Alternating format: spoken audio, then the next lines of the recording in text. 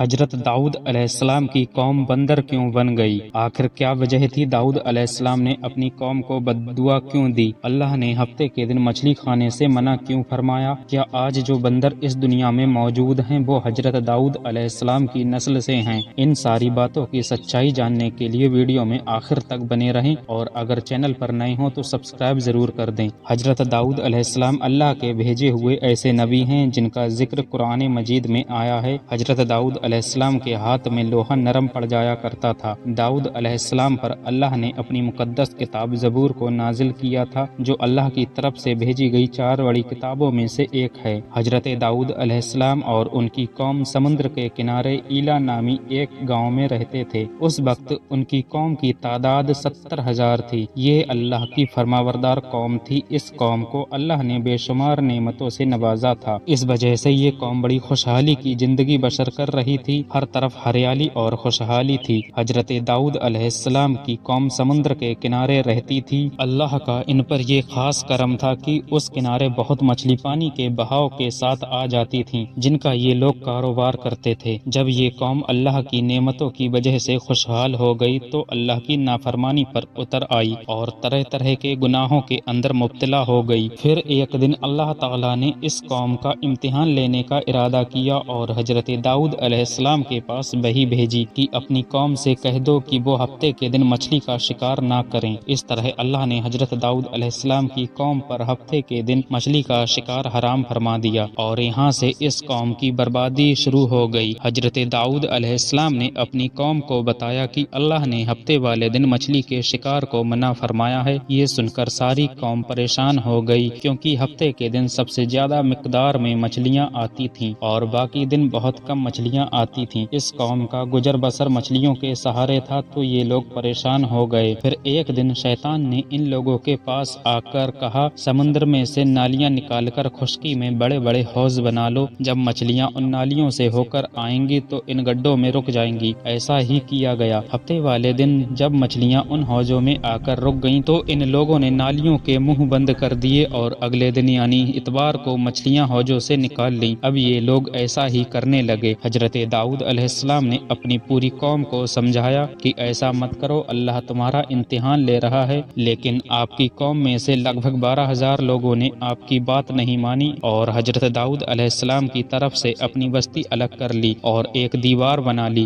دوسری طرف حضرت داؤد علیہ السلام اپنی قوم کے ساتھ پورے 6 دن شکار کرتے اور ہفتے کے دن نہیں کرتے، لیکن وہ لوگ اب اللہ کو بھول چکے۔ شیطان انہیں روزانہ آ کر نئے نئے طریقے بتاتا رہتا۔ پھر ایک دن داؤد علیہ السلام نے غصے میں آ کر شکار کرنے والوں کے اوپر اللہ کی لعنت فرما دی، جس کا اثر یہ ہوا کہ اگلے دن کوئی بھی انسان ان 12,000 لوگوں میں سے اپنے گھر کے باہر نہیں آیا۔ یہ منظر دیکھ کر داؤد علیہ السلام کے طرف کے لوگ دیوار پر چڑھ کر ان لوگوں کو دیکھنے گئے۔ جب ان لوگوں نے ان نافرمانوں کو دیکھا تو وہ سب لوگ بندر کی طرح بدل چکے تھے۔ ان کی شکلیں اور پورا جسم بندر کی طرح ہو گیا تھا۔ اللہ نے نافرمانی کی وجہ سے ان پر اپنا دردناک عذاب بھیجا۔ جب لوگوں نے ان سے پوچھا تو وہ لوگ کچھ بول نہیں پا رہے تھے اور اپنے رشتہ داروں کے کپڑے سونگھ کر ان کے پاس جا رہے تھے اور اپنی غلطی پر شرمندہ ہو کر رو رہے تھے۔ ان 12,000 لوگوں نے اللہ کی نافرمانی کی۔ اللہ نے ان لوگوں کو بندر بنا دیا، جس کا ذکر قرآن مجید کی سورہ بقرہ میں بھی کیا گیا ہے۔ یہ لوگ 3 دن تک زندہ رہے، جس دوران انہوں نے نہ کچھ کھایا اور نہ ہی کچھ پیا،